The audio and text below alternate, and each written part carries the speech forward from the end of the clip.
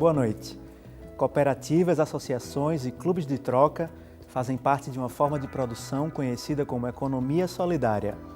Nesse tipo de negócio, a empresa é gerida pelos próprios trabalhadores de forma coletiva e democrática. No Brasil, segundo o último levantamento oficial, há cerca de 22 mil empreendimentos de economia solidária, a maioria deles no Nordeste. No Opinião Pernambuco de hoje, vamos conhecer como funciona e quais as vantagens e dificuldades da economia solidária. Para o debate, nós convidamos Rosana Pontes, que é empreendedora e integrante do Fórum de Economia Solidária de Pernambuco. Está conosco também Adeildo Fernandes, que é coordenador da ONG Centro Sabiá, e completa o nosso debate Tarcísio Araújo, que é professor da UFPE, e lá ele coordena o Núcleo de Economia Solidária. Boa noite, obrigado pela presença de vocês aqui no Opinião Pernambuco, na TV Universitária. Eu queria começar com o professor Tarcísio para falar um pouco da definição. O que é economia solidária? Por que é que outros empreendimentos a gente não pode considerar como solidários? Aimone, há uma concepção, primeiro é bom buscar um pouco de história. As tentativas de cooperativismo, de associação, de movimento solidário em economia, vêm desde o século XIX, desde a Revolução Industrial.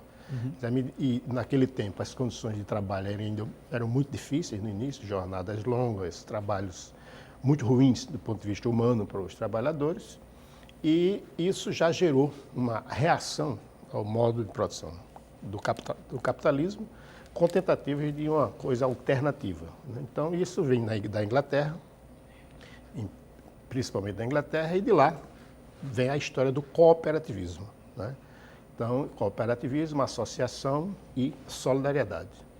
Recentemente, no governo atual, deu-se uma ênfase muito grande a que se chamou de economia solidária, definida como você ter um trabalho de autogestão, você ter relações solidárias, e em que a categoria lucro não seria o principal.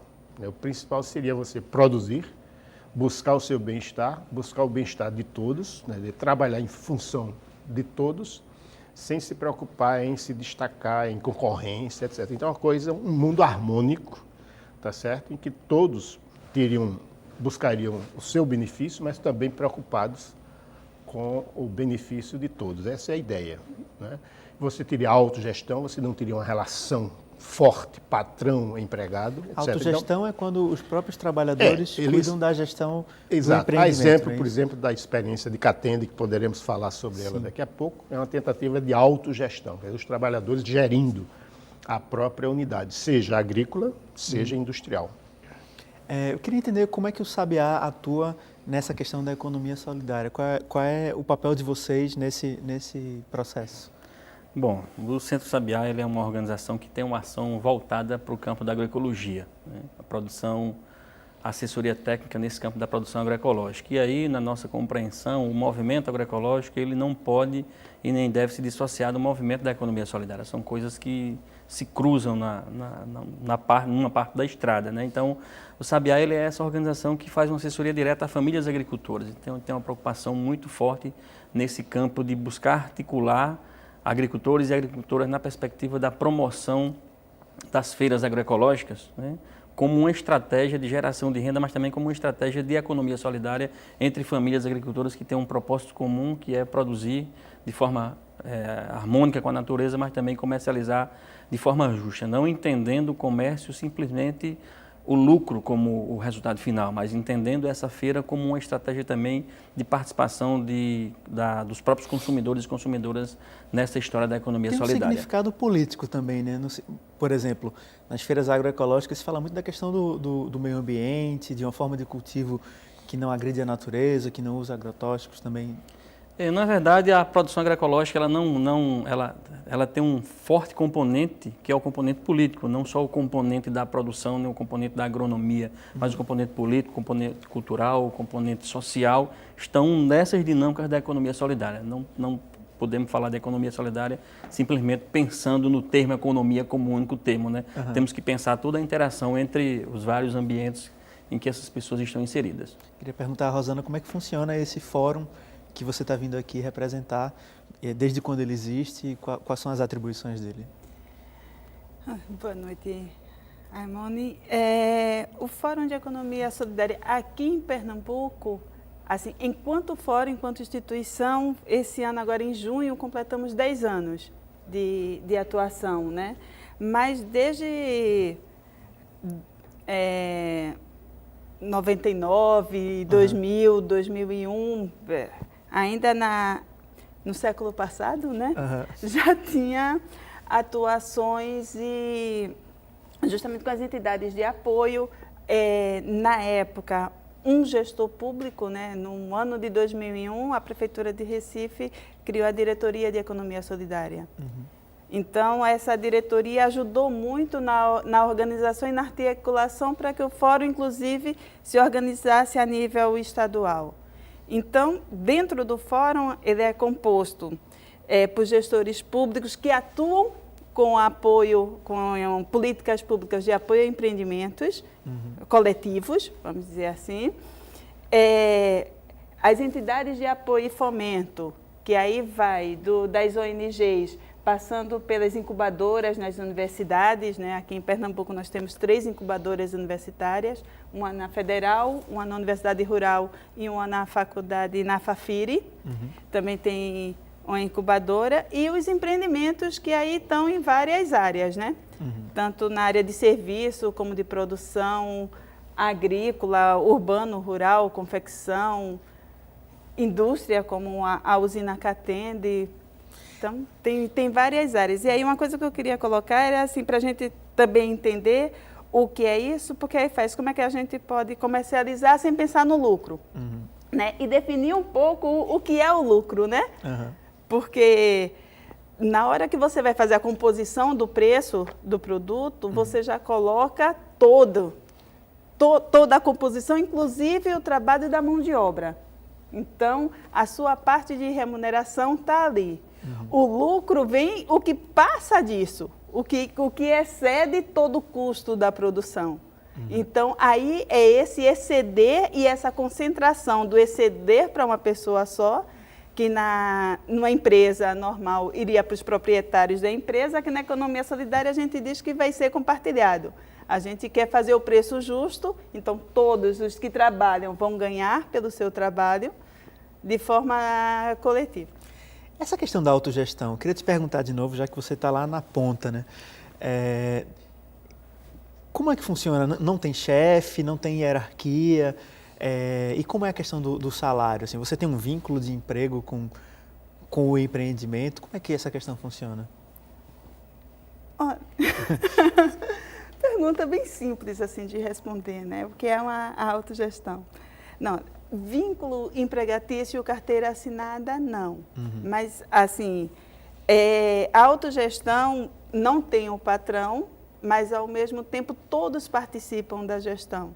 Então, se tem hierarquia ou não, vai depender muito do tamanho do empreendimento. Na economia solidária temos empreendimentos familiares, com a agroecologia, e tem empreendimentos como a usina Catende. Então, que é um mega empreendimento. No sul nós temos a Usiminas, nós temos metalúrgicas, tem dentro da economia solidária várias realidades. Então, claro que no empreendimento maior tem seus representantes, chega a ter presidência, mas o que vale é que como vai ser a organização, as decisões não é tomada por uma pessoa ou por um grupo de sócios, e sim por todos os sócios. Então, são feitas assembleias, são feitos regimentos, dependendo do tamanho, tem um regimento interno, ou nas cooperativas tem um estatuto, onde rege as ações. Então, a questão da autogestão é você poder participar das decisões. Então, às vezes vai ter uma assembleia interna, todo mundo vai ter que levantar a mão. Vai ter votação, vai ter conflitos de opiniões, vai ter opiniões divergentes, mas tudo sendo colocado de forma com o princípio de que o que vai ser feito vai ser para o melhor. E aí, é claro, quando se junta duas pessoas, já não tem harmonia em opinião, né? Verdade. Cada um tem a sua, e na economia solidária isso tem que ser respeitado. Agora, aí, o outro princípio que tem aqui, se entrar, a gente tenta fazer um consenso, um debate de opiniões para cada um estar defendendo e entrar no consenso do que seria melhor. Se entrar em votação, logicamente na democracia, quem tiver mais voto ganha, e quem perdeu vai ter que trabalhar, se dedicar para que aquela outra realmente tenha sido a melhor opção.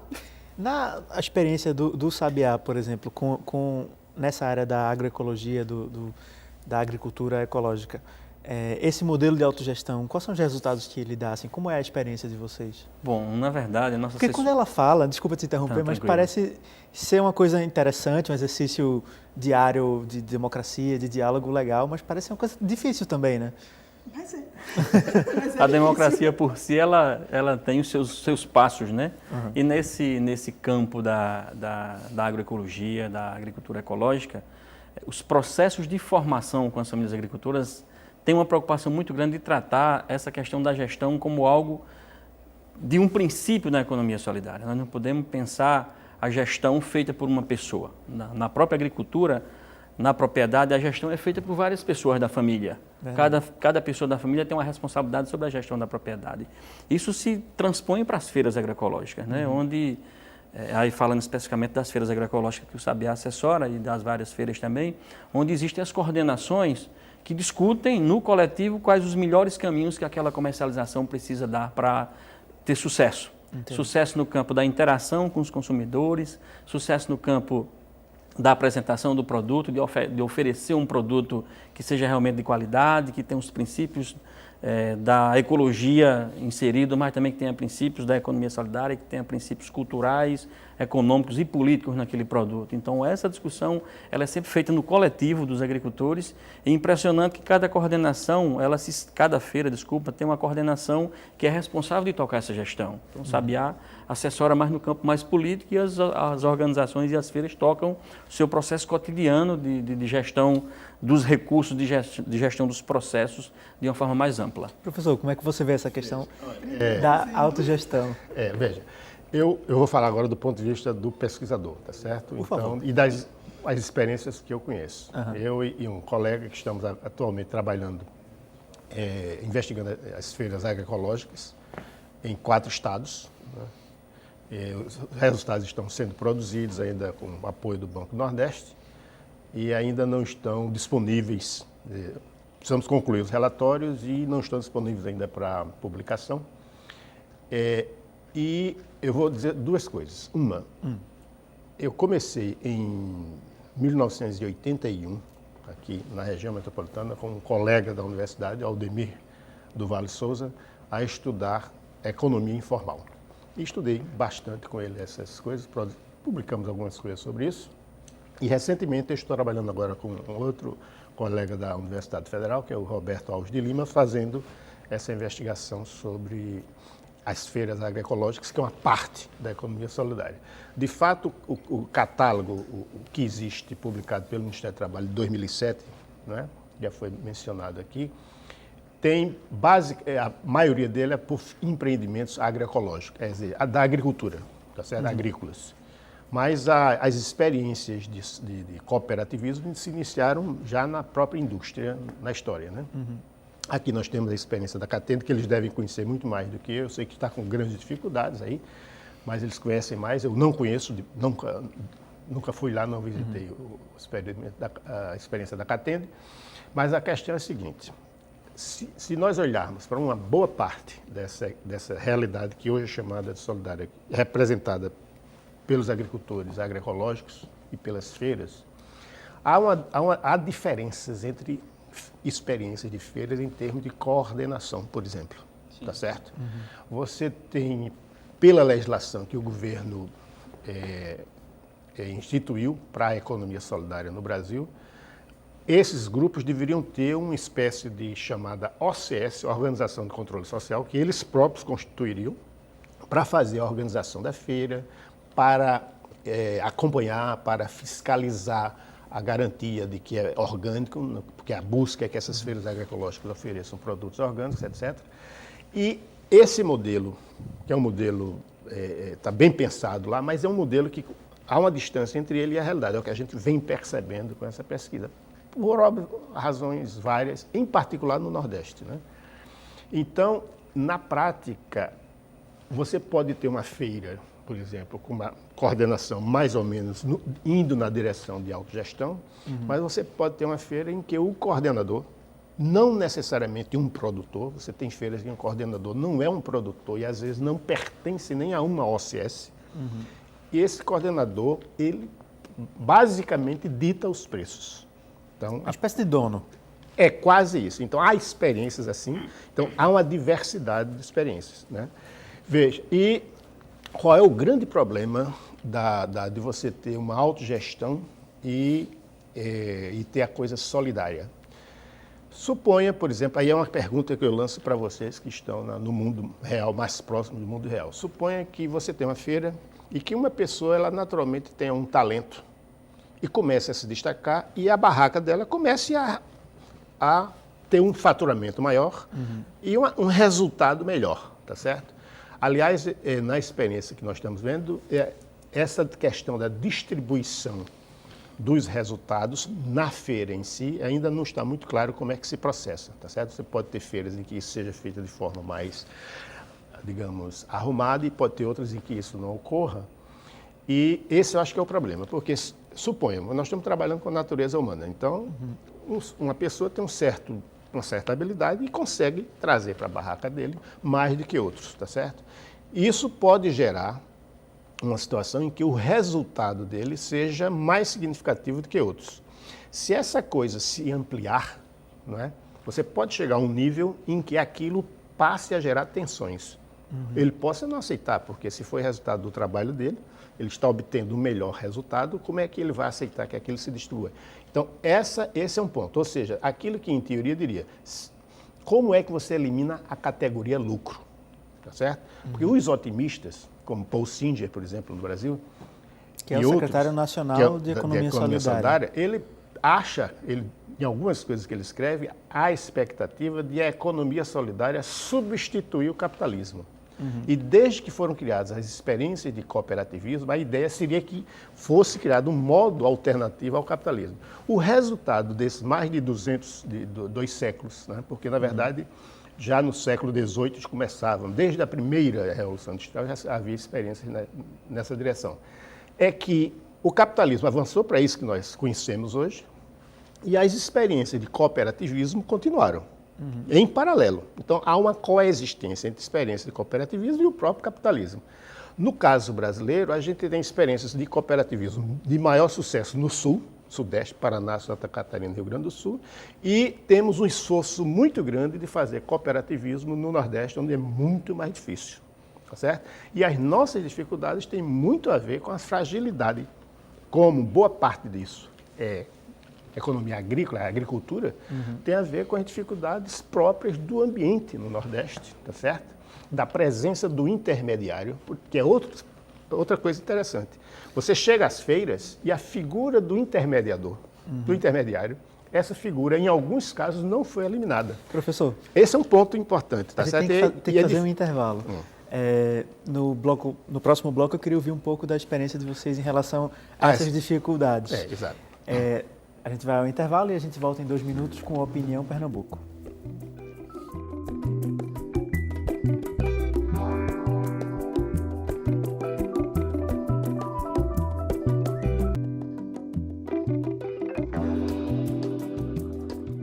De volta com a Opinião Pernambuco, o nosso tema de hoje é Economia Solidária. Participam do debate Rosana Pontes, que é empreendedora e integrante do Fórum de Economia Solidária de Pernambuco. Está conosco também Adeildo Fernandes, que é coordenador da ONG Centro Sabiá, e completa o nosso debate Tarcísio Araújo, professor da UFPE, onde coordena o Núcleo de Economia Solidária. No bloco anterior, o professor falava, na verdade, sobre essa dificuldade em tornar certas iniciativas de economia solidária realmente democráticas, realmente autogeridas, presença de intermediários, etc.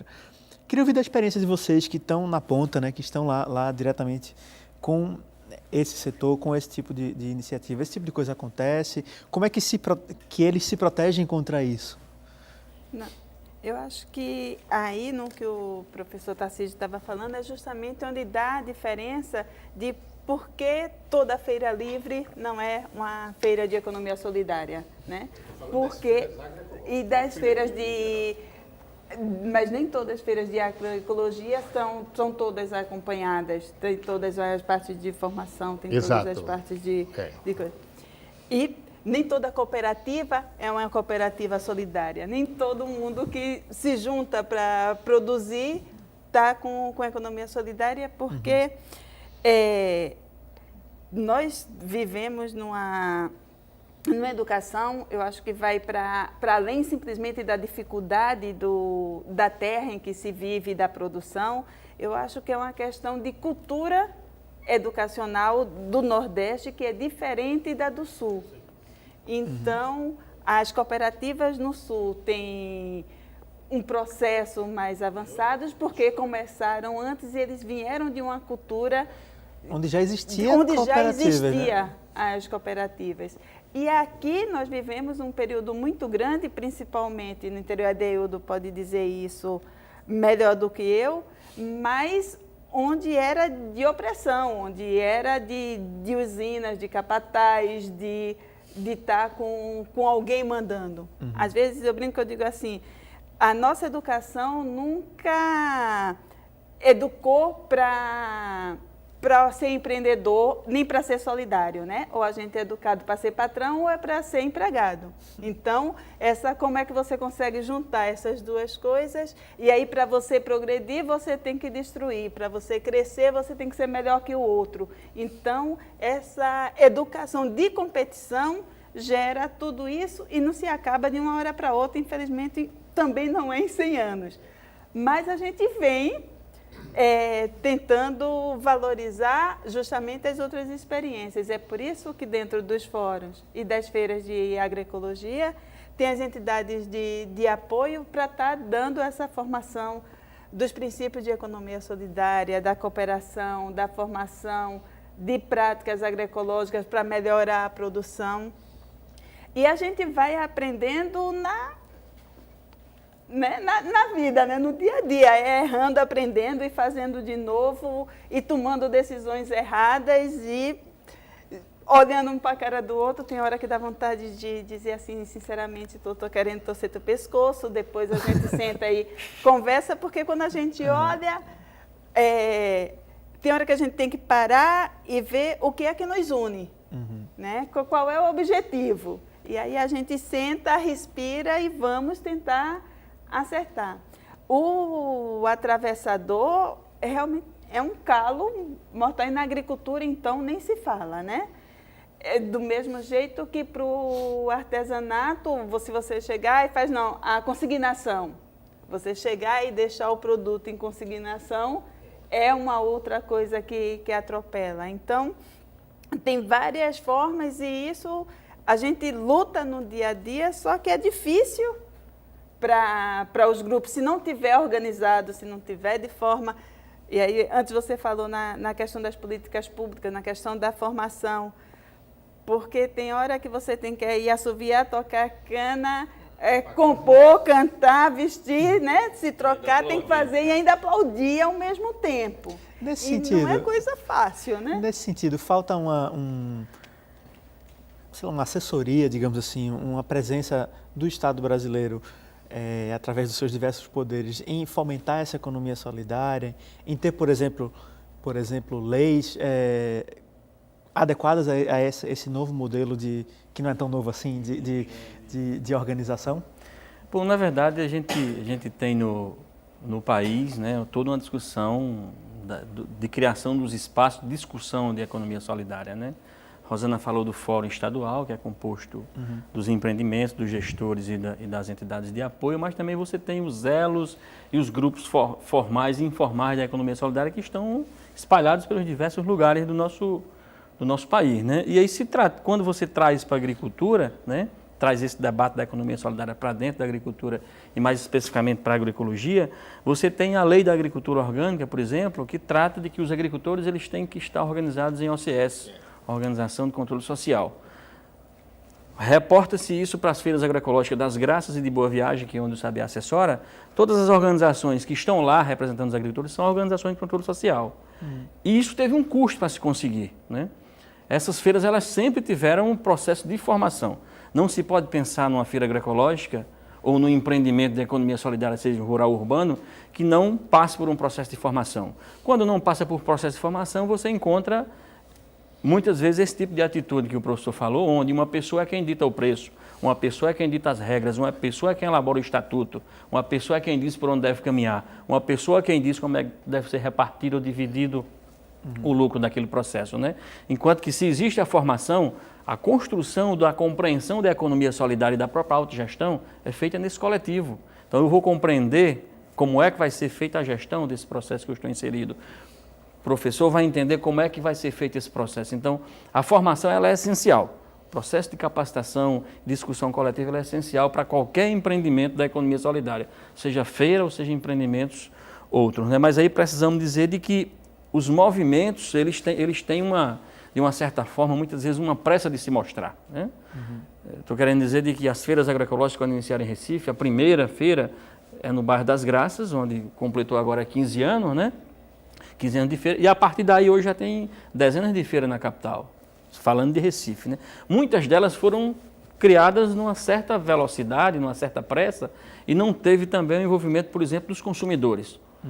O Sabiá assessora 2 feiras, uma em Graças e uma em Boa Viagem, como eu falei, mas da primeira para a segunda foram 4 anos de discussão com os mesmos agricultores que estão comercializando nas Graças, das mesmas organizações. Então, essa discussão, ela precisa ser trazida também para o seio da sociedade de um modo geral. A população que consome precisa compreender o que é a economia solidária, para poder, inclusive, dar àquele produto um valor social, porque o produto que está sendo vendido lá na feira, ele não tem só o valor ecológico da produção sem o uso do veneno, respeitando o meio ambiente. Ele tem um valor cultural, que está na cultura de produzir o produto, um valor social do empreendimento que está ali, né, apoiando. Então, esses valores, eles são um princípio da economia solidária. E se não tem processo de formação, aí acontece isso. Acontece o atravessador, porque o atravessador, de uma certa forma, nas feiras, é uma grande questão, né?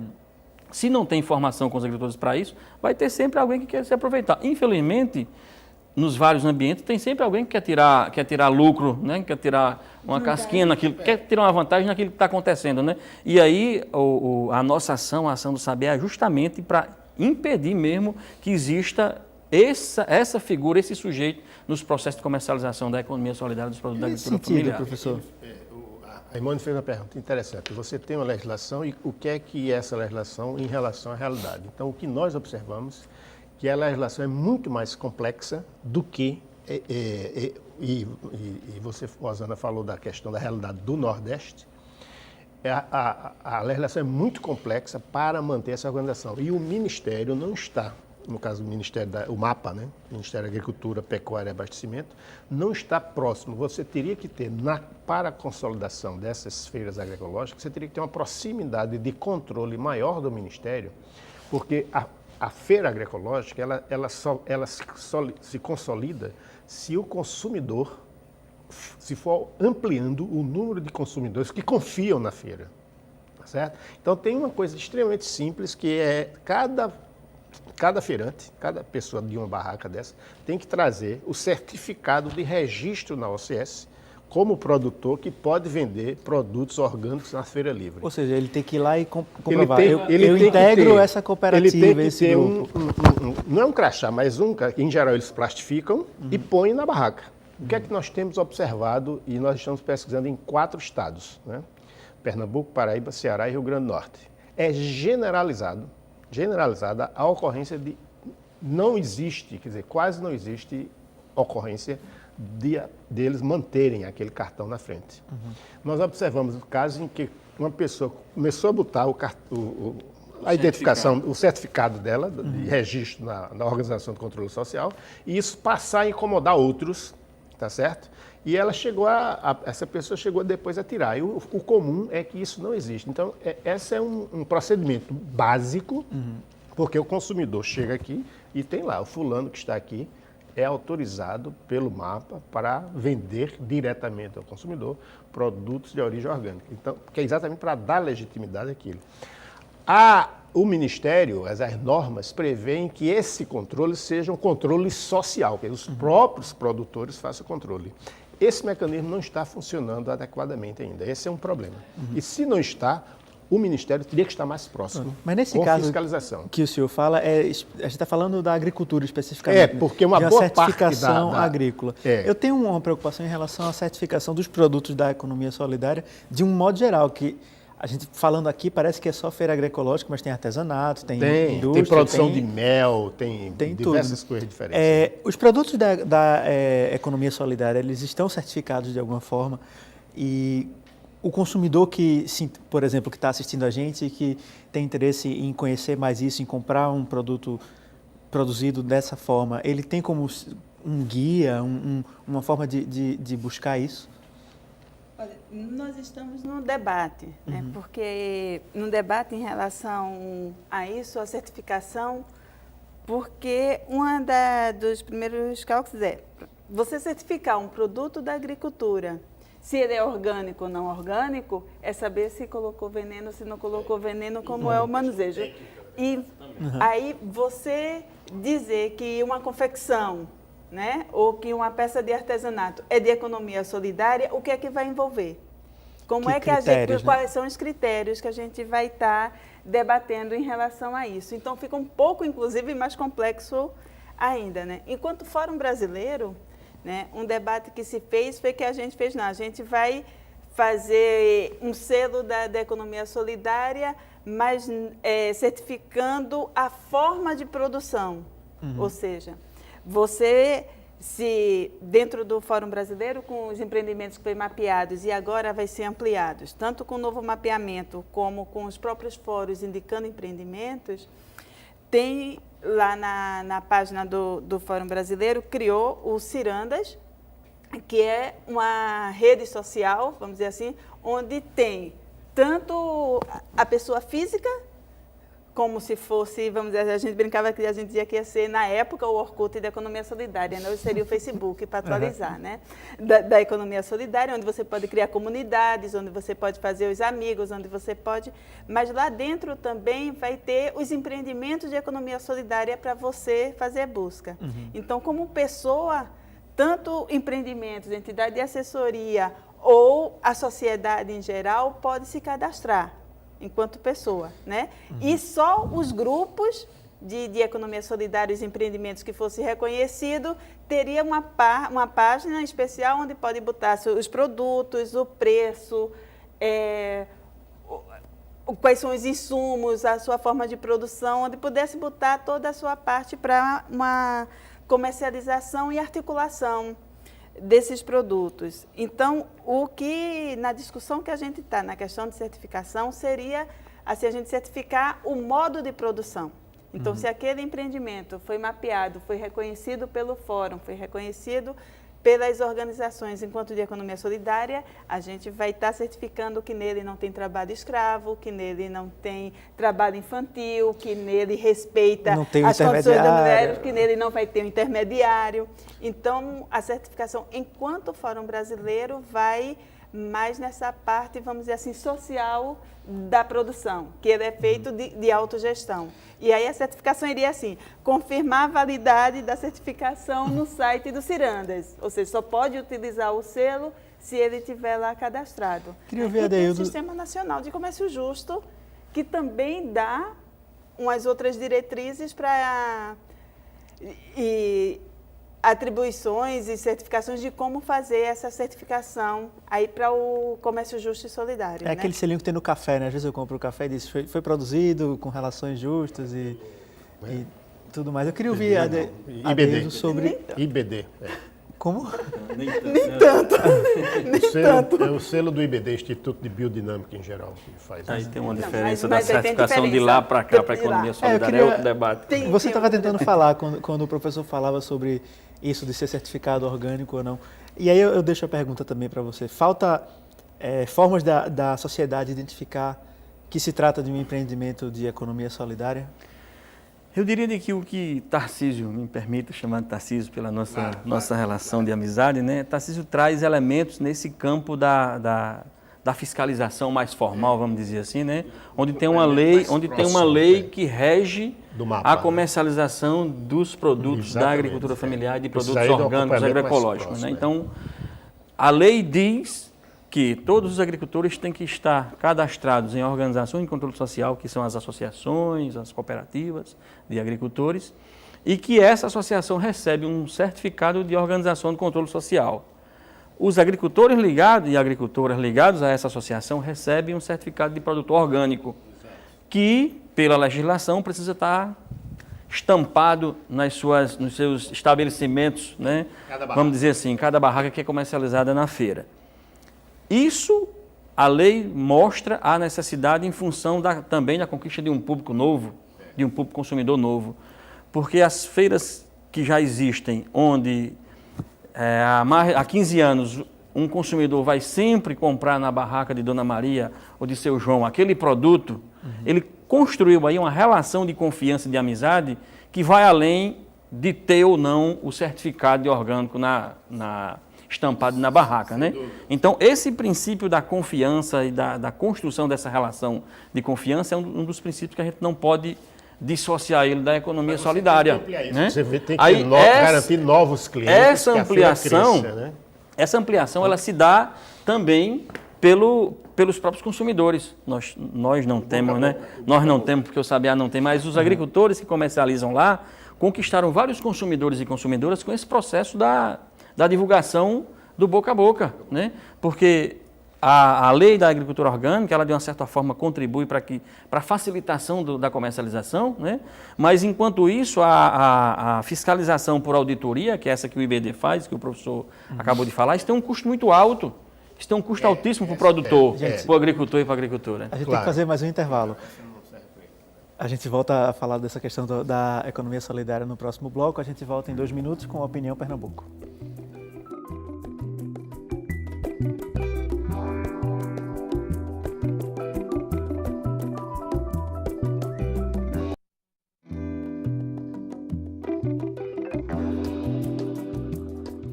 Estamos de volta com a Opinião Pernambuco. O nosso tema de hoje é economia solidária. Queria falar um pouco sobre a questão do microcrédito, que me parece ser um instrumento interessante para permitir que empreendimentos de economia solidária saiam tenham esse primeiro empurrão. É possível para os empreendimentos da economia solidária hoje em dia, é fácil obter, por exemplo, um pequeno empréstimo para, digamos, comprar uma máquina ou um equipamento importante para o negócio? Como é que vocês avaliam essa questão do microcrédito?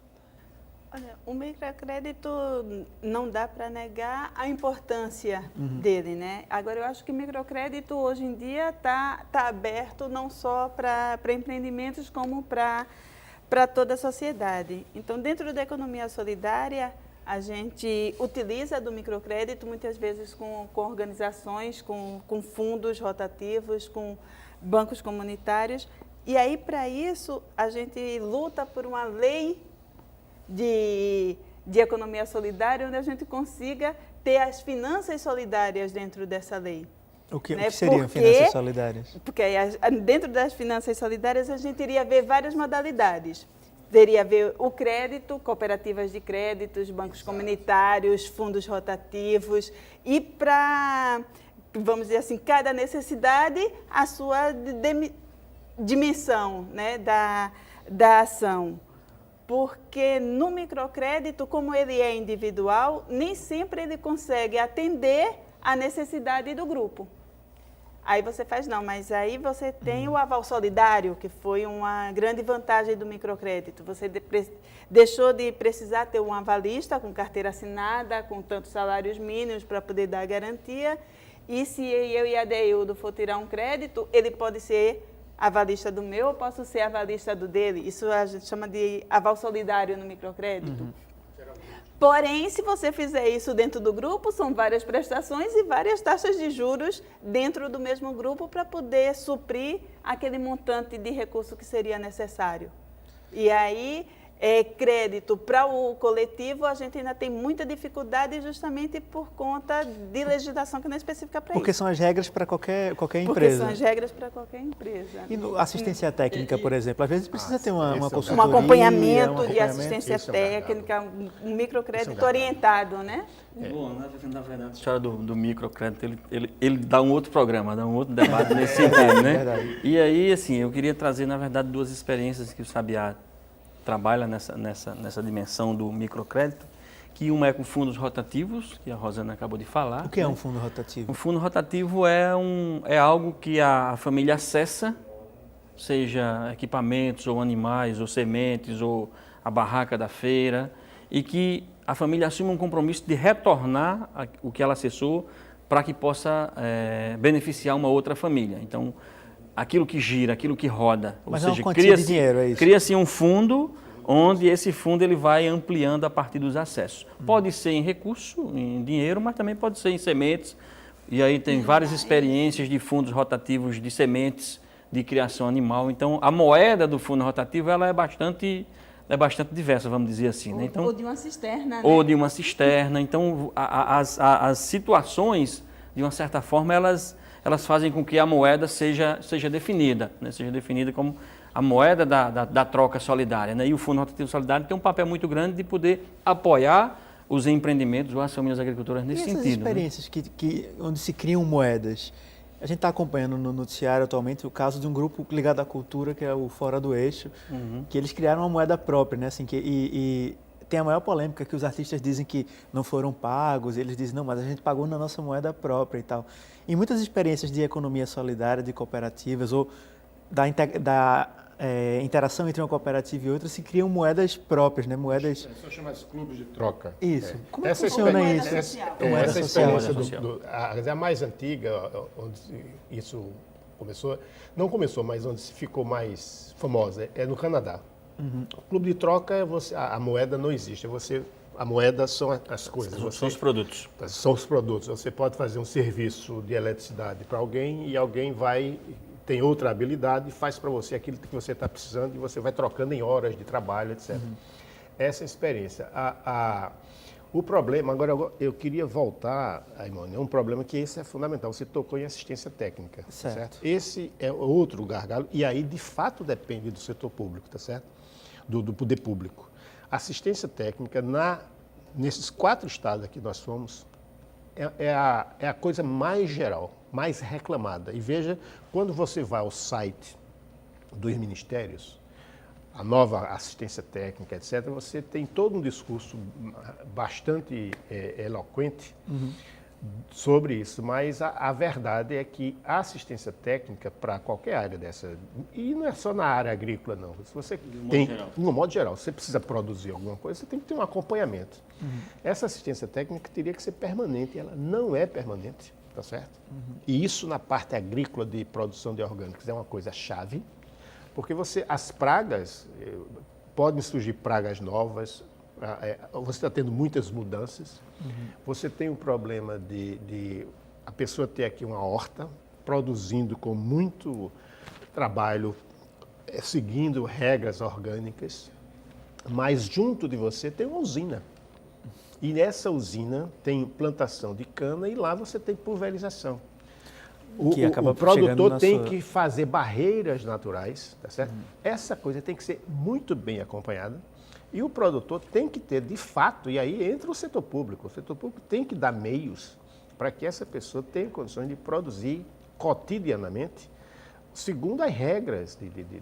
Nós encontramos ainda vários produtores que não usam curva de nível, que é coisa mais elementar do que curva de nível para se defender da erosão. Ainda tem produtores que não usam curva de nível. Então, há uma ausência enorme, ou seja, a assistência técnica é uma grande lacuna nessa área e não deve ser não só na parte agrícola, deve ser em outras áreas de artesanato, etc. O senhor falou em usina. Tem um caso em Pernambuco que é um dos casos mais conhecidos do Brasil de experiências de cooperativas, que é o caso da usina Catende, né?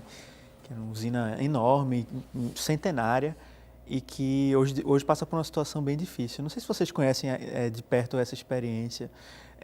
O que é que dá para se extrair dessa experiência da usina Catende? Que eu acho que é uma luta ainda corrente, né? Que ainda está acontecendo, né?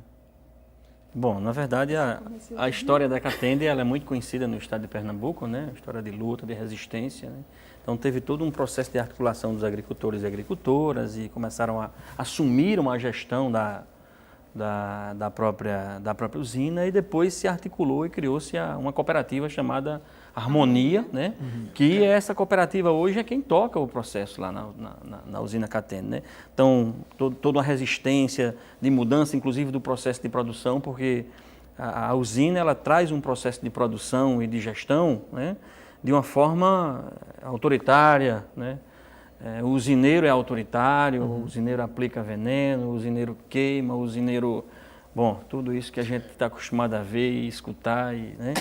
Já a Catende, a Harmonia, ela começou a tratar isso de uma forma diferenciada, onde os agricultores e agricultoras passaram a ser os próprios donos da empresa, vamos dizer assim, decidiam o que iam fazer, decidiam o que iria produzir, decidiam a que preço ia comercializar, decidiam a quem ia vender, decide, na verdade. Né? Então, esse processo todo é um processo que a gente precisa olhar para ele e tirar dele muitos aprendizados. Passa por alguns problemas, mas tem muitos aprendizados que a gente precisa tirar dessa experiência da Catende Harmonia, né? Porque é uma resistência, uma luta muito grande de famílias agricultoras que foram sempre dominadas pelo usineiro, que foram perseguidas, que foram massacradas, que de repente... Quantas famílias estão envolvidas com o processo hoje ainda? Mais de 5 mil.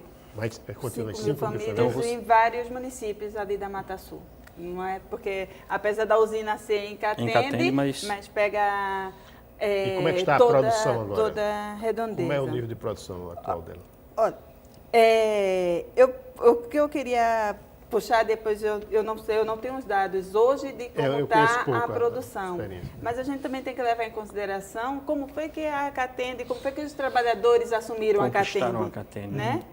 O que foi isso? Então, elas não pegaram a Catende no tempo de auge de produção, com todos os maquinários funcionando. Elas pegaram a Catende num processo onde os usineiros estavam de degradar a usina para poder abrir a falência, onde estavam os trabalhadores sendo demitidos, os trabalhadores sendo oprimidos. Então, é diferente, porque depois faz, não, mas eles estavam gerindo uma usina, mas tiveram, inclusive, que fazer barreiras humanas, porque os usineiros estavam tirando todos os equipamentos da Casa Grande e da usina e destruindo para que eles não pudessem assumir em condições. Então, pegaram um maquinário quebrado, passaram por incêndios, passaram por enchentes, Então, tem todo um processo realmente de luta e resistência de uma situação, e na hora que eles assumiram enquanto cooperativa, eles assumiram as dívidas que a cooperativa... Foi os empregados que pediram a falência da usina para poder assumir enquanto cooperativa, enquanto autogestão. Então, na hora que você assumiu a usina, você assumiu as dívidas e você pegou o material sucateado. Então, isso ainda valoriza muito mais a luta que eles tiveram. E, além de falar do que eu falei antes da questão da educação, uma pessoa que estava lá plantando cana, acostumado a receber ordens e... com de a repente força, diz, né? você de repente vai gerir essa você usina. vai gerir, o que é que a gente vai fazer? Não tem aquela formação de que a Deildo falava, né? Então, foi o aprender fazendo. Então, tem várias pessoas que faziam, antes eu não precisava me preocupar em como é que ia pagar as dívidas, porque era problema do usineiro pagar a minha semana, o meu mês, o meu salário, e agora a gente tem que pensar nisso. Por outro lado, eu não podia ter nenhuma horta ao redor da minha casa. Hoje a gente decidiu que a gente vai ter horta, a gente decidiu que parte das terras vai ser para produção de gado, de leite, para poder alimentar as crianças. A gente decidiu que vai fazer um trabalho de elevação escolar, de escolaridade, né? Decidiu que os filhos dos trabalhadores fizeram cooperativas e foram fazer cursos técnicos de química, foram fazer cursos técnicos para apoiar na construção, só que isso é um processo longo, onde recebe pressão, inclusive política, das outras usinas que não trabalham com gestão. Então, é muito fácil depois chegar e cobrar o que estava. Nesse caso específico ainda, eu queria bater nele porque é um caso muito importante para a história de Pernambuco, né? Há uma espécie de... Também, da economia solidária. Há uma espécie de torcida contra, assim, de parte de certos setores mais conservadores da sociedade? Conservadores, lógico. Com certeza. Porque se um exemplo desse dá certo... Você já pensou o que é o impacto político que dá dizer os trabalhadores camponeses, na sua grande maioria analfabetos, que estão tidos sem condições, conseguiram gerir, administrar e fazer com que crescesse? Olha... Eu acho que tem um elemento nessa história também, que é o seguinte: os agricultores e agricultoras, quando trabalhavam na usina, eles eram empregados da usina para plantar cana. Plantar, colher, adubar, pulverizar cana-de-açúcar. Então, muitas famílias, muitos agricultores foram perdendo o jeito de trabalhar na agricultura. Nós temos um diagnóstico onde a agricultura familiar na zona da mata, né, ela mostra que os agricultores foram deixando de fazer agricultura porque se empenhavam de produzir cana na usina. Então, essa história da Catende, ela dá um passo no sentido das famílias conquistarem a sua autonomia enquanto agricultores e agricultoras familiares. Hoje eles já plantam horta, já plantam milho, feijão, mandioca, frutas, criam peixe, criam abelha. Então tem uma diversidade muito grande que antes era um único produto. Hoje eles estão produzindo para garantir a segurança alimentar, soberania alimentar, que antes tinha que comprar tudo. Hoje eles estão produzindo. Muitas famílias dessas 5 mil que a Rosana falou, produzindo de forma agroecológica, comercializando lá em Catende, comercializando em Palmares, comercializando em Tamandaré, pequenas feiras agroecológicas, mas que tem um sentido da reconstrução de uma história para a agricultura familiar daquela região. Que outros exemplos são importantes se a gente for traçar uma história da economia solidária no Brasil? Tem outras cooperativas, empresas, iniciativas que mereciam... Tem um caso que eu estou tentando lembrar do município, estou esquecendo o nome, o caso da APAEB na Bahia. Como é o nome daquele município? Sim, a APAEB Como é o nome daquele município? Eu visitei a APAEB e é na Bahia, no sertão da Bahia. De que se trata É outro município. E, cooperativa? Não, é uma cooperativa que chegou, inclusive, a exportar, é de agave. Começou com um protesto em 1980. Esse é um exemplo interessante, viu, Rosana? Porque foi de baixo. Claro, com um apoio de ONG católica e tal. Então, houve um movimento popular contra impostos cobrados sobre agave. Isso terminou virando um empreendimento nessa cidade, que eu esqueço o nome, eu me lembro do nome da associação, APAEB, mas estou esquecendo o nome da cidade. E nós visitamos isso numa pesquisa. Na época, eles tinham uma fábrica de tapetes e outros produtos de agave, bolsas, e os tapetes eram exportados para a Alemanha, inclusive. 500 empregados na época. Eles tinham chegado a pegar até 5 milhões de empréstimos do Banco do Nordeste, estavam pagando e não tinham inadimplência, na época que nós visitamos, faz alguns anos já. Não estou atualizado sobre qual é a situação do empreendimento hoje, e estavam no dilema de mecanizar mais a produção, para eles terem, inclusive, condições de fazer... O tapete estava indo para o exterior, sendo emborrachado, voltando para poder exportar. Era uma complicação enorme, porque o emborrachamento não era feito lá. E no mundo? E eles estavam com o processo de produção ainda com pouco mecanizado, e empregando 500 empregados. O dilema era modernizar e diminuir o número de empregados, mas para isso eles tinham que ter alternativas para aqueles que saíssem do processo de produção industrial. Não sei como isso foi resolvido, mas seguramente foi um dos empreendimentos, do ponto de vista de êxito, que chegaram mais longe, porque eles caminharam na Bahia e se expandiram sem ter apoio, e pelo contrário, tendo boicote das forças do pessoal de Antônio Carlos Magalhães. Antônio Carlos Magalhães, que era o governador, o imperador da Bahia na época, boicotava esse empreendimento, e eles conseguiram resistir a isso. Por quê? Porque eles tinham uma base popular, parece interessante, né? E política forte. Então, esse é um exemplo interessante. Um minuto, só queria que você colocasse esses outros exemplos. Na questão de crédito, a gente tem a questão no Ceará, do Banco Palmas, né, que tem com moeda social, que você perguntou e depois a gente terminou nem falando, né? Tem a troca dos produtos, mas tem a própria moeda, ele já tem cartão de crédito, todo o comércio lá é utilizado com moeda social. Inclusive, progrediram tanto e teve tanto êxito na questão de finanças solidárias, como eu falei, que estão com o Instituto Palmas e estão fazendo formação para outros bancos comunitários e outras instituições. Gente, né? O tempo acabou. Agora, a gente vai... queria agradecer a presença de vocês aqui debatendo esse tema. Espero que a gente possa voltar a debatê-lo em outra oportunidade. O Opinião Pernambuco termina aqui. Muito obrigado por assistir e até o próximo programa.